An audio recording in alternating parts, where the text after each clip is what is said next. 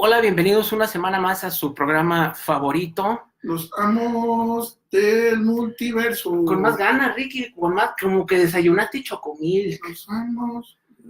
Ay, no, Ricky. Los amos del multiverso. Eso, así, mira. ¡Tarán! Bien puestos. Bueno, con ustedes están, ¿De qué? que no desayunó, no, ¿verdad? Y su servilleta Masaki, buenos días. Bueno, después de una semanita que descansé aquí, el Ricky pues, nos hizo el paro muy bien, ese programilla, que quedó muy chido. Pues bueno, vamos a continuar, y ahora que es primer semana, ¿no? De mes. De mes, justo en el 1 de julio de 2019. ¿Cómo vuela el tiempo? ¿Y de qué vamos a hablar? No sé.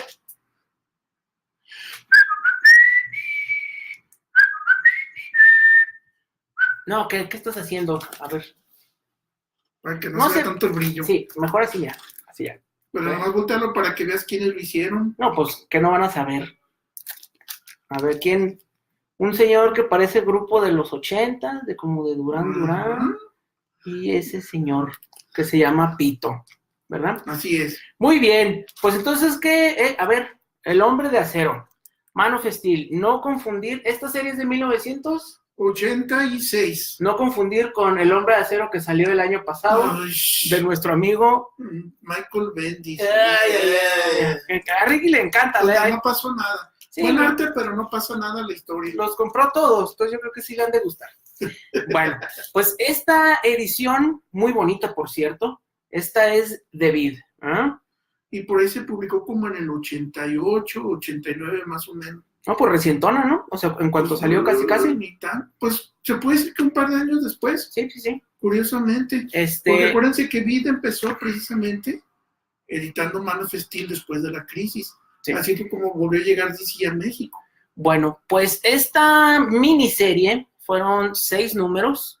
Recordemos, después de los hechos catastróficos de la crisis, ¿qué fue lo que sucedió? Pues rebotearon, ¿no? Que ya ahorita ya comenzó otra vez el universo. A cada rato. En lugar de ese multiverso, lo volvieron una sola tierra con una sola historia. Y estuvo a cargo de...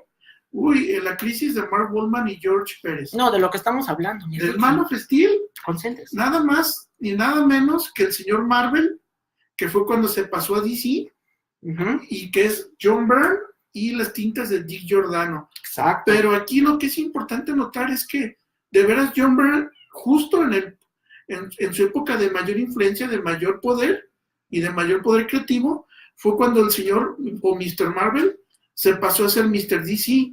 Y dicen que la única vez de que se habían creado tantas olas, por el cambio de un creativo de una compañía a otra, fue con el mismísimo Jack Kirby. Exacto. Y estamos hablando aquí tiempos antes del internet. Sí, pues obviamente. Bueno, vamos a continuar. Bueno, fue miniserie, fueron 6 números. John Byrne, Dick Giordano, Constanza, ¿no? También creo que fue sí, Los Colores. No, de Los Colores, déjenme ver si aquí dice. Creo que se llamaba Tom Siuko, el de Los Colores. Y el rotulista, ese sí era John Costanza de los X-Men. Ajá. ¿Verdad? Sí. O sea que, pues, les digo que, a excepción de Dick Giordano, casi pura gente de Marvel que se fue de sí. Pues bueno, esta historia tiene ya 30 y tantos años, 33, si no me equivoco. Del 86, 96. Sí, 33 años. 2006, 2016, 33 años. Eso es lo que decía hace un minuto. No, bueno, y esta historia ya se puede denominar como todo un clásico, ¿no? Ya por derecho propio. Y lo que es más, que para que se vuelva a repetir un momento así está bien difícil. Sí, menos con lo que están haciendo ahorita. Exacto. Pero bueno, esta historia, ¿qué era lo que hacía? Retomaba, como ya habíamos dicho. Empezaba de cero la leyenda de Superman. Es como si fuera un personaje recién creado. De cero. Entonces John Byrne, su misión era retomar todo el mito de Superman, como lo estamos repasando con Grant Morrison. La semana que entra también. La semana que entra, que es el club de lectura. Y hagan de cuenta, John Byrne, su misión era de que, toma lo que sirva y lo que no sirva, y volvemos a empezar toda la franquicia de cero. Y que aquí creo que lo importante mencionar era que querían que otra vez el personaje fuera especial. ¿En qué? En el sentido de que ya único. para finales de los 80s, ya antes de la crisis, ya se habían salvado como que todos, menos los papás de Kal-El, ¿no? Ahí estaba la prima, estaba el vecino, estaban los gatitos, perros, enemigos, o sea, ya era... La familia de Superman era muy grande. Era demasiado grande. Ya se había perdido como que eso especial de que él era el último hijo de Krypton, y quisieron retomar como eso, ¿no? Como quitarle toda la paja y darle como que un nuevo sentido, porque sí, Superman ya llevaba cerca de 50 años para ese momento, pero ya en las últimas décadas ya el personaje había bajado mucho, ya se había diluido demasiado y ya no tenía como que una estructura, ¿no? Ya casi cualquier cosa pasaba y no importaba, o sea, ya no era así como que una idea muy estrecha, ¿no? Ya estaba demasiado diluido el personaje. Entonces dijeron, vamos a quitar muchas cosas que la verdad para este momento ya no sirven, vamos a modernizarlos. Y bueno, Y sería bueno que hablaras un momento de la historia que lo antecedió, de cómo cerraron la etapa anterior de Superman. Exacto, eso sí es muy importante. ¿Qué sucede precisamente en las páginas de Action y Superman, ¿no? Esta es la última parte, hecha por Alan Moore. ¿De qué historia estamos hablando? De una que ya hemos hablado varias veces, que es como una de nuestras favoritas, y creo que también de mucha gente, es lo que le pasó al hombre del mañana, ¿no? Así es. Escrita por Alan Moore, donde ya se cierra toda esa época de la era plateada, podría decirse. Desde la época de oro, desde el 38 hasta el 85. No, ya había sido el Superman ya existiría el Superman de Tierra 1 y el de Tierra 2, ¿no? Ya era así como... Él estaba dando un cierre definitivo. Ajá. A todas las... Es como si Chris Claremont hubiera escrito Superman durante 40 años y Alan Moore llegara a cerrar todos los huecos que estaba dejando abiertos Chris Claremont. Sí, y bueno, ahí se terminaba esa época, se cerraba ya lo que era la época de plata y la época pues de bronce, se puede decir. Ajá. Y empezaba Superman, que es el Superman que hasta la fecha todavía sigue, ¿no? Es el Superman actual, de cierta manera. A pesar de que no hayan hecho revisiones Michael Bendis, Geoff Johns y eso, pero sigue siendo básicamente hasta Grant Morrison, que ya hizo su reinvención, no nada más con All Star Superman, sino también cuando empezó Nuevo 52, de que de todos modos es el que sigue siendo mayor eco y el que probablemente con las generaciones que estamos ahorita, el que esté teniendo mayor resonancia, ¿no? Que mucha gente lo llegó a conocer. Sí, pues Superman, precisamente esta versión que inicia con John Byrne, es precisamente el Superman que se casa, es el Superman que mata a Doomsday, el del reino de los Supermanes, es esa versión, el de finales de los 80s, y que bueno, como final del nuevo 52, queda mezclado con este personaje, ¿no? Recordemos que es Superman del New 52, al final de cuentas, se une con el que ya estaba casado, que es precisamente esta versión. Entonces, para fines prácticos, pues Superman sigue siendo el Superman. Y bueno, pues vamos a hablar un poquito de la historia. Mucha gente lo cuestionó, a muchos les encanta, a mí me gusta, yo creo que le dio muy buen orden, pero también no, como toda obra, no se salvó de muchísimas críticas en su tiempo. Y bueno, también tuvieron cierta razón, ¿no? Pues la historia comienza, pues vamos. Ahora sí que de cero comienza en el planeta Krypton, de que empieza a aparecer con Jor-El y con Lara, y nos explican cómo era un poquito la vida en Krypton antes de que sucediera la desgracia, ¿verdad? Entonces aquí está muy padre, porque se nos va dando cuenta de cómo los kryptonianos ven a la Tierra, por qué la eligieron, ¿verdad? Y por qué van a enviar a Kal-El a la Tierra. Son unos salvajes, decían. Entonces, eso es lo que decía Lara, pero Jor-El era el visionario, ¿verdad? Entonces, aquí precisamente, de esto después va a ser una miniserie, por cierto, que se llama Mundo de Krypton. Muy buena, por cierto. Que la escribió John Byrne y la dibujó Mandy Nola, que nos van a dar todo el contexto de estas primeras páginas. Claro. Entonces, aquí básicamente en el primer número, se trata desde la llegada de Superman o de Kal-El a la Tierra, hasta su vida que fue en lo que era la preparatoria, ¿verdad? Cuando terminó la preparatoria, y antes de irse a la universidad en Metrópolis. Aquí nos plantean toda cómo era su vida en Villachica, cómo la vivía como ser humano normal, las frustraciones que tenía porque tenía que ocultar sus poderes, ¿verdad? Porque al principio era un superatleta, super todo, pues el Sí. superhombre. Pero pues su papá Jonathan se dio cuenta de cuál era el problema y entonces también le tuvo que explicar a Clark cuál era su verdadero origen. Sí. Y decir que era un niño adoptado, entonces para Clark eso fue muy traumático. Y aquí es cuando nos empiezan a narrar de cómo era su vida en la niñez, cómo se iban desarrollando sus poderes, cómo los iba descubriendo y en el momento en que él se decidió a ser Superman. Y bueno, esto está muy interesante en el sentido de que sí toma muchas cosas de lo original, pero también toma ciertas libertades y hace una mezcla, ¿no? Hace una mezcla del origen muy parecido a la era de oro, también toma ciertos elementos de la era de plata y al final de cuentas también incluso tiene ciertos elementos muy parecidos de la película de los 70s. Es innegable ya que tiene influencia de la película Sí, de los 70s. de hecho es muy curioso porque tanto John Byrne como Gary Frank basan claramente su versión de Superman en Christopher Reeve. Sí, ahí sí ni cómo moverle. Ni lo disfrazan. Sí. Y bueno, también tiene cosas muy interesantes que ya van del lado específicamente de John Byrne, como que los padres adoptivos de Clark no mueren, Jonathan y Martha no fallecen. No mueren, y otra cosa, Clark nunca fue Superboy. No. Él se convierte en Superman, pero ya en la edad adulta. Es lo primero que dijeron, que no era Superboy, ¿verdad? Y eso nos va a traer un montonal de problemas que ahorita vamos a hablar de ellos. Más adelante. Y otra cosa también que es muy interesante, que quizás parece como que un dato trivial hasta cierta manera.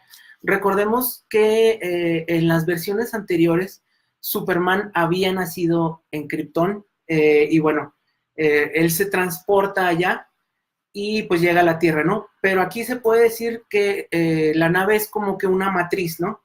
Es una matriz y se puede decir que de una u otra manera Superman nace en la Tierra. O sea, aunque es concebido en otro planeta, él realmente nace en la Tierra. Y es lo que al final del número 1 dice, bueno, no al final del número 1, al final de la serie dice que John Byrne, o en un metacomentario dice que Superman, hablando por John Byrne, que dice que sus papás le dieron vida, pero que la Tierra lo volvió un hombre. Exacto, entonces la humanidad, ¿verdad? Es un detalle muy pequeño, muy pequeño, que quizás digas no es importante, pero cuando ya ves el contexto y la intención que tiene John Byrne de hacer a un Superman más humano, la verdad es que vale muchísimo la pena este pequeño cambio, ¿no? Y bueno, de Krypton, pues bueno, sí hacen modificaciones, pero principalmente esta es una muy importante, ¿no? Muy importante. Y aquí es también bueno notar que aunque son 6 números, cada número, digamos que son 6 números temáticos. Cada número se basa en un aspecto diferente de la leyenda de Superman. Exacto. El número 2, así para darles un vistazo rápido, es de los primeros días de cuando llega a Metrópolis, cuando conoce a todos los del diario Planeta, y cómo se gana la vida, pues cómo se va a ganar la vida en Metrópolis, cómo se establece. Principalmente conoce a Wicca. Ahí está. Que desde entonces ya era toda imprudente, contestona y pues de feo carácter. Como dicen, opinionated. Sí, pero pues... Pero no sea machista, Ricky, es una mujer moderna, empoderada. No, yo sé, pero... Así se le llama carácter. No, a mí no se me hace que tuviera un carácter feo, pero pues era una muchacha de ciudad, una profesional, y pues veía a un muchacho de rancho ahí medio despistado, pues el pobre Clark le tocó, pues ser otra vez el mismo Clark de siempre, ¿no? Y fíjate que el número 3, ese es mi favorito. Que es cuando se encuentra... ¿Lo tienes por ahí? No. Bueno, es una portada muy chiquita, pero se va a encontrar otro personaje que es un clásico tote. No viene en las portadas. ¿No viene en las portadas? No. No, pues disculpa. Bueno, pues entonces, ¿quién es? ¿Batman? Así es, su primer encuentro con Batman. Y aquí se establece de que aquí no son grandes amigos. Aquí más bien aprendan a tolerarse y a trabajar uno con otro. Que también cambia la dinámica que existía entre los grandes íconos, 2 de los 3 grandes íconos del universo DC. Aquí es muy interesante lo que dice. Lo voy a citar textualmente. A pesar de todo, es un hombre admirable. ¿Quién sabe? En otras circunstancias podríamos haber sido o habernos llamado amigos. O sea, Sí. y en inglés lo dice en otra realidad, ¿no? O sea, haciendo el metacomentario, ahorita que está tan de moda esta palabra. Así es. Sí, digo, es un nuevo inicio, ¿no? En la relación, que siempre ha habido como que un poquito de rivalidad, pero aquí se hace más grande, ¿no? Se hace más sentido, pues de que casi lo quiere arrestar, ¿no? En cuanto lo ve Superman. Los dos se quieren contrarrestar, curiosamente son fuerzas opositoras en lugar de ser aliados. Uh-huh. El siguiente número también está muy bueno, que es la introducción de la nueva versión del Verde Luthor, que en este caso no era nada de verde, sino que lo presentan como todo un empresario, un ególatra, y que se siente el dueño de Metrópolis. Y que por los simples celos es por lo que empieza a odiar a Superman. Porque le quitó hasta Luisa Lane. Yo creo que esta es una de las adiciones más importantes. ¿Hecha por? Esto era, bueno, curiosamente, aunque aquí lo escribió John Byrne y eso, uh-huh. Ya se estaba notando que una persona que lo ayudó, por lo menos en el primer año de su rol original, era Mark Waldman. Sí, y en la edición en inglés sí lo menciona. Que él era el arquitecto de esta nueva versión de Luthor. Sí. Que ahorita precisamente nos va a enseñar la portada, Masaki nos va a enseñar la portada del número donde debuta ya en forma la versión de Luthor creada por Mark Waldman, que en ese número lo escribió Waldman y lo dibujó Jerry Ordway. Uh-huh. Y el intentador creo que era Dennis Yankee. Dennis Yankee, así es. Sí, entonces yo creo que es una de las partes más importantes añadir esa, digo, está bien. Quitarle lo de científico loco. Digo, eran otros tiempos, ¿no? Ya había que adaptarlo. Recordemos, y esto ya lo habíamos mencionado en otros programas, que los villanos a vencer en los 80s eran precisamente los extremos, ¿no? Tenemos como el Lobo de Wall Street, bueno, que en ese momento todavía era una película, pero Wall Street, precisamente la película con Michael Douglas como Gecko, él representaba todo lo que estaba mal con la América de los 80s, ¿no? El corporativismo, el canibalismo precisamente corporativo, el dinero a más no poder, todos esos excesos. Dijeron, bueno, a Wolfman se le ocurrió y dijo, sería una excelente idea que en lugar de que fuera un científico loco, pues mejor que sea uno de estos cabrones de Wall Street que te dejan en la calle, ¿no? Y que aparte es legal, de cierta manera, o sea, ya no es un villano ilegal, sino como sucedía... Trabaja al margen de la legalidad.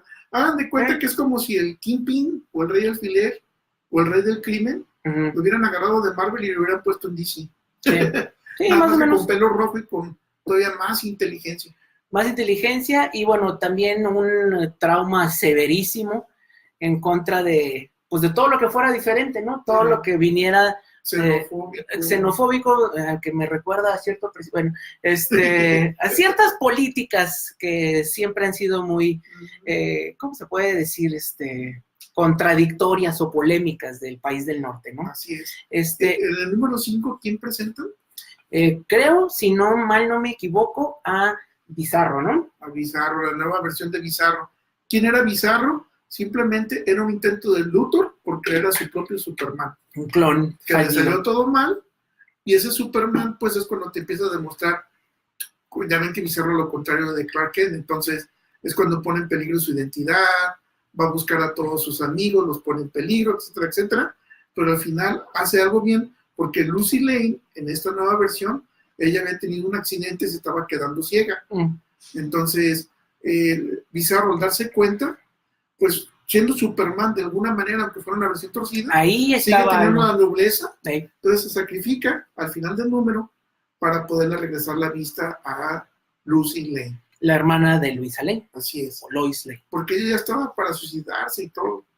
Entonces es el número 5. Y el número 6, ¿te acuerdas en qué se basa? Es el regreso a Krypton, ¿no? El regreso a Villachica. A Villachica, bueno. Cuando regresa ideológicamente. Con Jonathan y con Martha. Ajá. ¿Verdad? De que él se va a dar cuenta, pues, de que va a buscar cómo están todos sus amigos de Villachica, porque casi los abandonó cuando se dio cuenta de que se iba a convertir en Superman, se fue de un día para otro. Sí. Así bien tosco. Y entonces regresó a hacer su vida, ¿no? Que había sido de Lana, que había sido de Pete, que había sido ahora sí que de todos en la vida de Clark, pero también él se quería asegurar de que la evidencia de su nave y de su origen extraterrestre, que de veras estuviera salvo, sin saber que ya un científico se había dado cuenta de que había llegado y todo eso se lo había llevado. Y a partir de ese científico, pues creó otro villano que es un clásico de la galería de villanos de Superman, que se llama Metalo. Que aparecería en el número El 1. número 1, que lo escribió John Byrne, lo dibujó John Byrne también, y lo entintó Terry Austin. O sea, los Hombres X. Exactamente, ese súper equipazo. Y pues bueno, aquí son varios temas que creo que vale mucho la pena mencionar. Es como ver cómo se dio todo esto en tiempo real, porque ahorita ya lo vemos todo en trade, ¿no?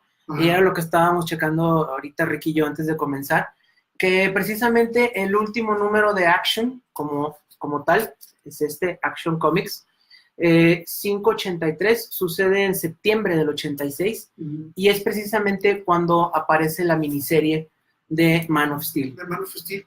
Y aquí no pasa de esta serie, yo por ejemplo, cuando lo vi la primera vez, yo estaba todo confundido porque veía que todo era de cero y todo era impredecible. Porque en esos tiempos, bueno, yo en lo personal, yo no sabía que estaba empezando Frank Miller con Batman, que un año después George Pérez iba a empezar con La Mujer Maravilla. Entonces, que iban a hacer cambios. Todo de hecho, lo primero que leí, me acuerdo muy bien, fue Man of Steel y el primer número de Flash de Mike Baron y de Jackson Guys, y fue cuando me enteré de lo que era la crisis. Por esta miniserie, por el primer número de Flash. Y bueno, fueron estas por eso es una época que creo que nos va a volver a repetir. Fueron 6 números, precisamente. Recordemos, estos fueron cada 15 días. Entonces fue lo que fue, ¿qué habíamos dicho? Que era julio, agosto y septiembre.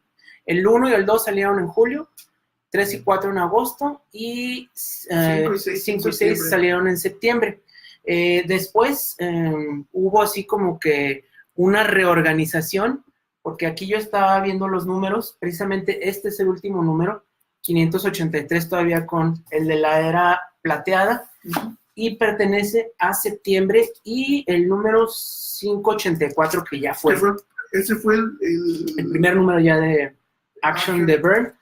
Tenemos la fecha que fue hasta enero del 87. Recuerden que hay que quitarle 2 mesecitos. Entonces la serie se terminó en septiembre. Entonces me imagino que hubo como que un hiatus, no sé si primero empezó Superman. Es que primero empezó Superman. Ok, empezó Superman. Empezó Superman, después fue Adventures y al final fue Action. Y luego fue Action. Entonces hubo así como que Supermanes nuevos por esos meses, pero sí hubo así como que un tiempo en el que, al menos este título, sí lo mandaron a descansar unos meses, ¿no? Ahora vamos contando un poquito de la historia de cómo se publicó en México.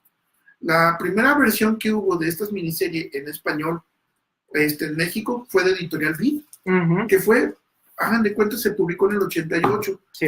Esa fue la primera serie fue la primera vez que Vid compró la licencia de DC, después de Editorial Novaro, y en Editorial Novaro habían dejado de publicar en el 84-85. Entonces ya llevábamos cerca de 2 o 3 años a excepción de novedades que publicaba El Hombre Araña. Pues sí, era Marvel, ¿no? De DC no era nada, no se publicaba nada. No, y aparte ¿qué años se brincaron, no? O sea, fue precisamente la crisis. La crisis fue uno de los más críticos. Entonces, en México todo empezó con el Hombre de Acero, en los tamaños media carta, si mal no me acuerdo. Los chiquitos, sí. ¿Verdad? No los chiquititos, los medianitos. Que entonces eso publicaron en forma semanal. Y eso fue con el que empezó. Entonces a mí lo que me gustaba es que los editores de esa época de Vid se pusieron las pilas y te ponían textos explicativos, no copia del inglés, sino textos originales explicativos que te decían que era la crisis que había ocurrido y que pudieras esperar esta serie. Entonces empezó primero esta serie de Hombres de Acero, y hasta que terminó fue después cuando anunciaron que iban a publicar Batman, y hasta el número 40 de Superman fue cuando empezaron a publicar La Mujer Maravilla. Entonces, aquí, hagan de cuenta, a Vid le tocó el trabajo, yo diría que hasta el honor, ¿verdad?, de presentarnos al universo DC post-crisis. Entonces le tocaron, de veras, con ediciones muy feas, la verdad, muy dadas al catre, pero les tocaron las mejores épocas de DC, porque eran de varios títulos que estaban todos iniciando de cero, y por lo menos Vid tuvo el valor o la tontería, como ustedes quieren llamarle, de publicar todos los títulos que se pudieran. Y publicaban hasta de Starman. Fueron muchas cosas que en realidad no sabíamos y que sí eran muy, muy importantes para la época. Recordemos que la crisis por mucho tiempo para nosotros, al menos aquí en México, fue como una leyenda en el sentido de que no se reimprimió. No se reimprimió, nadie lo reconocía. 97. Y bueno, nos tuvieron que explicar y lo fuimos conociendo como de manera retroactiva por pedazos, hasta que Beat se animó y fue otra de las grandes cosas que hizo Beat. Dentro de Superman.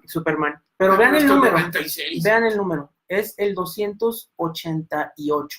Para que se den una idea de cuánto tiempo había pasado. Más de 10 años. Para que se reimprimiera. Y no lo estoy hablando de que, lo compras en inglés. No había. No había en inglés, no lo habían reimpreso ni en inglés. Primero se hizo Este fue la primera copia que hubo después de la crisis original del 85. Y fueron estos de los originales de los filmes, Filmina original, que le dio DC a Editorial Beat.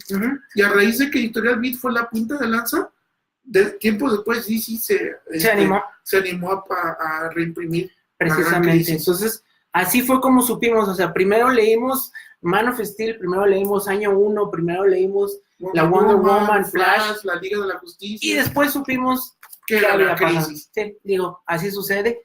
Por desgracia, así fue, y fue precisamente en ese año.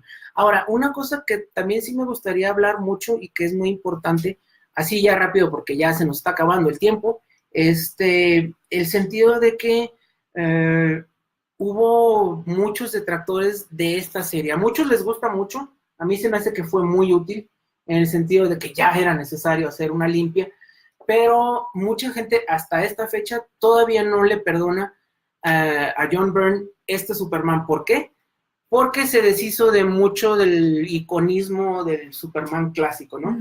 ¿A qué voy? Lo que mencionaba Ricky hace un rato, lo que era el Superboy, y dicen, pues bueno, ¿qué tiene que ver Superboy, no? Digo, si ahorita están leyendo Doomsday Clock, se dará cuenta de que Superboy es más importante de lo que parece, ¿no? Tiene que ver con la Legión, tiene que ver con todo ese bagaje cultural que es muy importante desde la época de plata, donde ya aparece Superboy, que nos dejó muchos personajes aliados, muchos enemigos, ¿no? Y en un programa más adelante ya vamos a cubrir ya un poco más en detalle el rol completo de John Byrne, porque ocurrieron muchas cosas, y todo esto fue regresando progresivamente. Superboy, la Legión, Supergirl, en formas diferentes. Sí, tuvieron que poner un parchezote. Para eso es otro programa. Sí, fue un parche, más adelante lo vamos a cubrir. Pero mucha gente sí criticó este sentido, porque se sintieron que perdió más de lo que ganaba, ¿no? Y otra vez volvemos a lo mismo. Era todo impredecible, no tenía ni idea de lo que iba a pasar. ¿Verdad? Entonces sí fue un shock bien grande, pero bien interesante, y con el tiempo pues le dio la razón a John Byrne. Y pues mucha gente precisamente criticó esto. Tiene cosas buenas, sí tiene cosas buenas, tiene cosas malas, pero no tanto en el ron. Las cosas malas es el carácter de John Byrne, que nunca le ayuda. Digo, al final de cuentas, John Byrne era el maestro de ceremonias de todo Superman, porque escribía 2 títulos, y de los 3 escribía 2, y creo que 2 eran dibujados y un escrito, no sé. El caso es que tenía todo para él, hasta se hizo la ceremonia en la que Kurt Swan le entregaba el lápiz a John Byrne, pero pues yo a veces, como dicen, ¿no? Uno a veces es su peor enemigo, y pues por problemas que tuvo de nuevo dentro de la editorial, 20 meses después, o sea, 20 números de Superman y 20 y tantos, tuvo que irse y dejó pues como que ahí todo tendido, ¿no? Y entraron al quite, entraron Roger Stern, Jerry Ordway, y en Action, no me acuerdo quién se quedó a cargo, pero sí, Jerry Ordway se quedó en Adventure of Superman, y Roger Stern con Kerry Gavin se quedaron en Superman. Sí. Pues en Action Comics ya me acordé quién entró. ¿Quién? Ni más ni menos que George Pérez. Sí, pero también estuvo un poquito rato, ¿no? También estuvo como 2 años, y ya después fue cuando empezó la era de Dan Jurgens. Y que fue lo que nos condujo hasta la muerte de Superman, ¿no? Sí, y todo eso ya lo iremos viendo en varios programas. Pero sí, o sea, es un tema bien amplio. Siempre ha sido como muy polémico, ¿no? En ese sentido, John Byrne. Digo, a final de cuentas Curt Swan estuvo con ese lápiz Ujú. simbólico No, pues es que Kurt Swan 30 nos años, digamos. dedicó casi 50 años, ¿no? Nos dedicó. Y pues bueno, tanto que entregaron el lápiz, se lo tuvieron que regresar de vuelta porque para el Action Comics Weekly, Curt Swan regresó, aunque sea haciendo 2 páginas. Y pues bueno, John Byrne se fue unos mesecitos después, ¿no? Digo, vale la pena que nos dejen sus comentarios. Sí le dio más orden, sí acomodó algunas cosas, pero pues bueno, terminó desacomodando otras que ellos mismos tuvieron que acomodar y que nos dieron historias para después, ¿no? Para lo que terminó Es lo siendo que la ya hora nos cero. platicaron más Ajá. adelante. Así Bueno, es.